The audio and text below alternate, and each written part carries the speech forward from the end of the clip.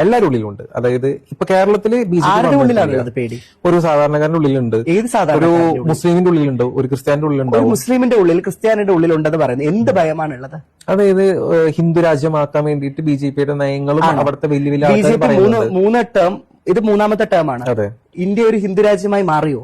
ഹിന്ദു രാജ്യമായി ഇവിടെ ജീവിക്കുന്ന മുസ്ലിങ്ങൾക്ക് എന്ത് പ്രശ്നമാണ് ഉള്ളത്? പല സ്ഥലങ്ങളിലും പല കോൺഫ്ലിക്ട്സ് ഉണ്ടാവുന്നു. പക്ഷെ അത് ഒതുങ്ങി. അങ്ങനെയാണെങ്കിൽ ഞാൻ ചോദിക്കട്ടെ, ഡൽഹിയിൽ കഴിഞ്ഞ ദിവസം തരുൺ എന്ന പേരുള്ള ഒരു പയ്യനെ ഈ പറയുന്ന പോലെ മുസ്ലിം ആൾക്കൂട്ടം ആക്രമിച്ച് കൊന്നു. അതെ, നെഞ്ചിൽ കല്ല് വലിയ പാറക്കല്ലെറിഞ്ഞു കൊന്നു. അതെ, നമ്മൾ ആരെങ്കിലും ചർച്ച ചെയ്യുന്നുണ്ടോ? ഇല്ല.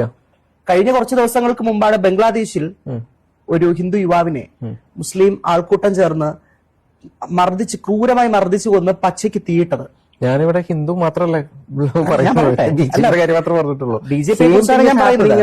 ഞാൻ പറയുന്നത്. അപ്പോ ബിജെപി ഭരിച്ചു എന്നതിന്റെ പേരില് കമ്മ്യൂണൽ കോൺഫ്ലിക്റ്റ് എല്ലായിടത്തും ഉണ്ടെന്നേ. അങ്ങോട്ടും ഇങ്ങോട്ടും അവര് പ്രശ്നങ്ങൾ ഉണ്ടാവുന്നുണ്ടാവും. ഹിന്ദുക്കളും പ്രശ്നങ്ങൾ നേരിടുന്നുണ്ട്. കശ്മീരിൽ നിന്ന് എത്ര ഹിന്ദു പണ്ഡിറ്റുകളെയാണ് ആ നാട്ടിൽ നിന്ന് ഓടിച്ചത്? ഇന്നും ക്യാമ്പുകളിൽ ജീവിക്കുന്ന ഹിന്ദു പണ്ഡിറ്റുകളുണ്ട് കശ്മീരിൽ. അപ്പൊ ഇത്തരം കമ്മ്യൂണൽ കോൺഫ്ലിക്റ്റുകളുണ്ട്. അത് ഇന്ത്യ ബിജെപി ഭരിക്കുന്നതുകൊണ്ടല്ല, ഇതിനു മുൻപ് ഉണ്ടായിട്ടുണ്ട്. പരിശോധിച്ചാൽ മനസ്സിലാവും.